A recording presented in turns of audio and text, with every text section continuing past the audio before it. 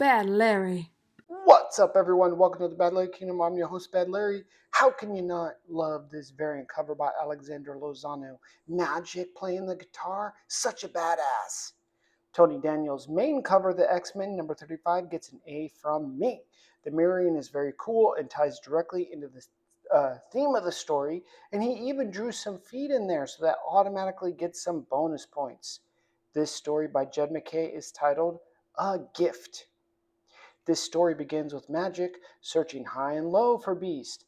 I can appreciate Jed and Tony placing Magneto in a synagogue. For a character like Magneto, who, without this disease he currently has, is often presenting himself as godlike with his Omega level power. Having Magneto in a synagogue shows he's humbling himself, self aware of his low, now limited power. However, I think Tony should have put a little more effort into the actual synagogue shrine. Look at the Doheny Street Synagogue. That display is super ornate, detailed, extravagant. I can understand the fake town of Merle in Alaska may have a low Jewish population, but come on, put a little effort into it.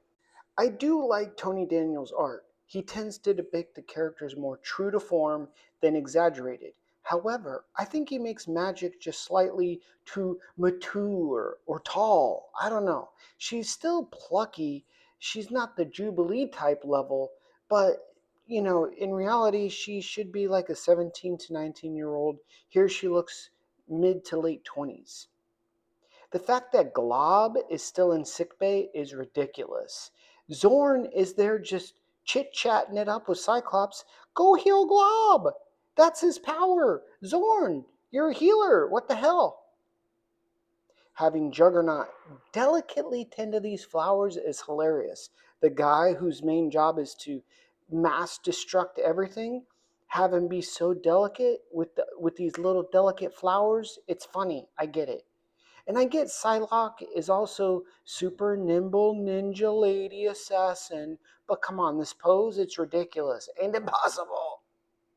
Magik finally finds Beast, and the story can now start. Finally.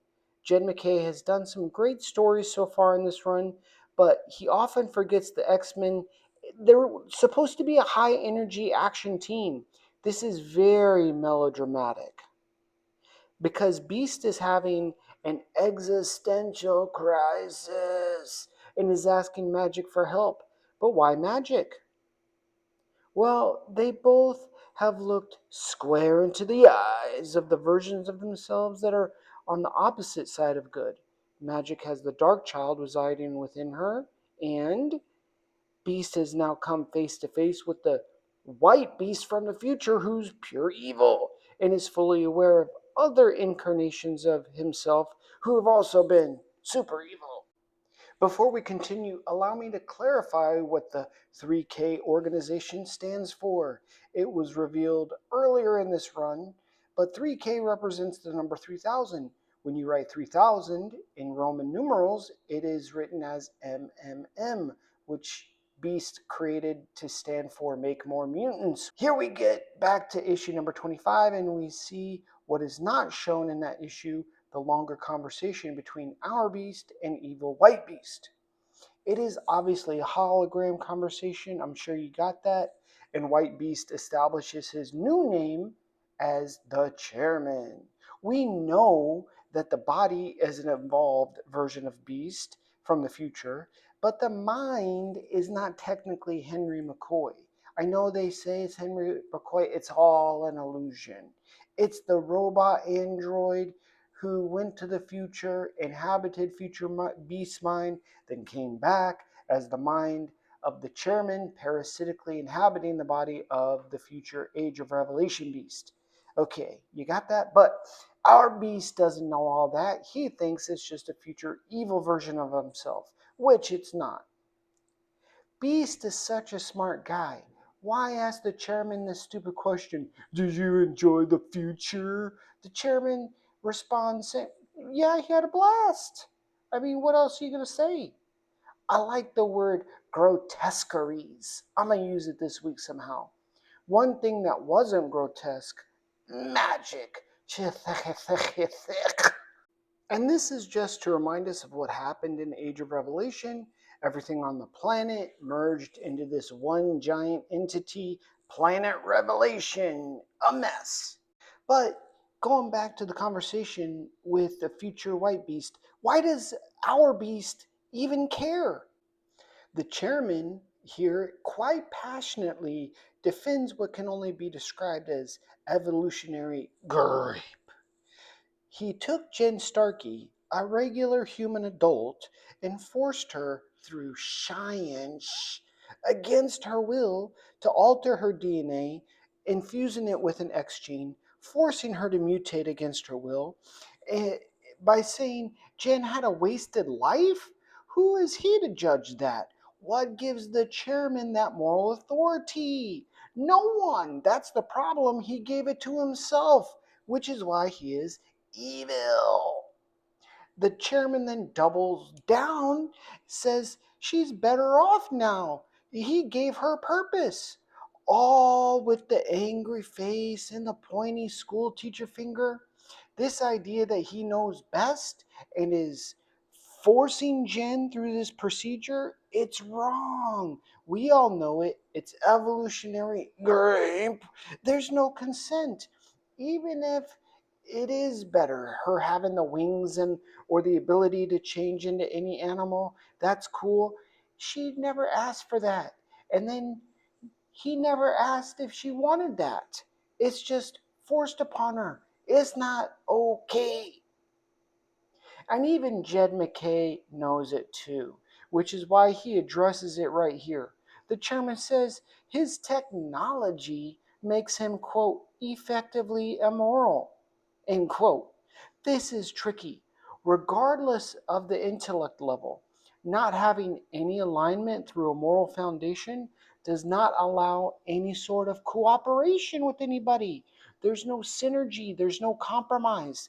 The chairman says he's immoral, he's going to do whatever he wants to do with no conscience, and you just can't reason with a guy like that. Beast was originally offered to join 3K, be part of their organization, which is what Beast brings up here. Kind of thirstily, though. And the chairman tells Beast, nah, buddy, we don't need your blue ass anymore. Like a coach cutting a player, or like a pimp telling an old hoe, you gots to go. Very disrespectful. This look by Beast shows he's kind of sad. Nobody wants you, Blue Beast. Beast should be relieved, but he seems sad about it. Everybody wants to be wanted, though, even if it is by your enemy. Don't be so thirsty for other people's approval, though, Big Blue. The chairman leaves Beast dumbfounded. But to me, this is a gift, tying into the title. Beast is rejected by the evil group, so there should be no longer any temptation to cross that line. The chairman is essentially stating that Beast is too good for their team. Stay on the good team. It's a gift by the chairman. He's making the choice for Blue Beast. We, the audience, are reminded of the current enemies of the X-Men, ONE and 3K, both stupid ass names for stupid ass evil groups. I pointed out frequently, why does Beast wear those stupid eyeglasses? He is an evolved entity with claws, fangs, big ears, big eyes, the fur. He's a predator. Predators have super good eyesight. I think they just draw those glasses on him to make him appear smart, but it's a stupid visual trick that makes no sense to his mutation. Everything about him is physical superiority, physical strength, reflexes, agility, hearing, smell, and vision. And the main gift of the title of the story is when Magik tries to alter Beast's perspective. She's saying, seeing and knowing the evil version of you, that what you could become, is a gift. Now he knows what lines not to cross to keep him good and true and blue and not turn evil, because he knows what the outcome could be. This could have come from temper as well. She has a lot of duality to her, but she's still too rambunctious, too temperamental. Magik is the best messenger of this perspective. She's more like Beast than any other character. Magic speech is a lot like great power comes great responsibility, but it reads more like an AA sponsor coaching up an alcoholic who recently decided to give up the sauce. To normies, a few drinks is fine. They stop and move on with life. Alcoholics can't do that. They always cross the line. They get too crazy with the juice. It takes one to know one, which is why they need the support, the help, the constant reminder that what normies can do, well, they can't do that. They have to be stronger.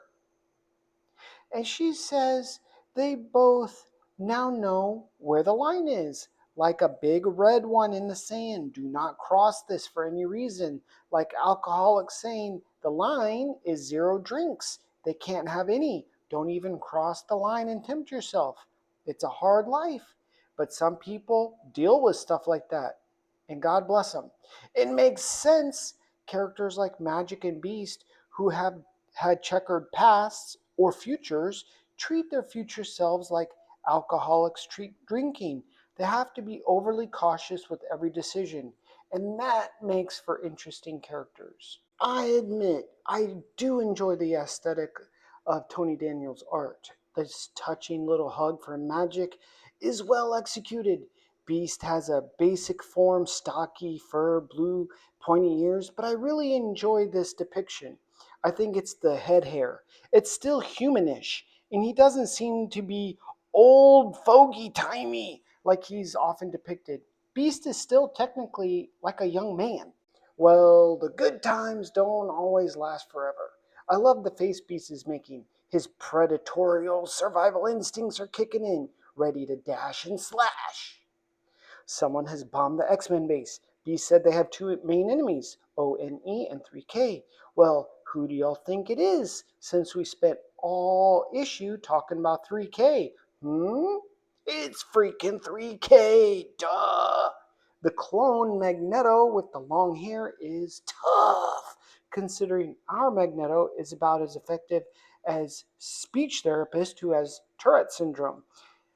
Don't these fakers know they get cooked every time they step against the real deal X-Men? Now, this is a stretch, I get it. But the third gift, per se, is Evil Beast, aka the chairman showing up to mess with the real Magneto.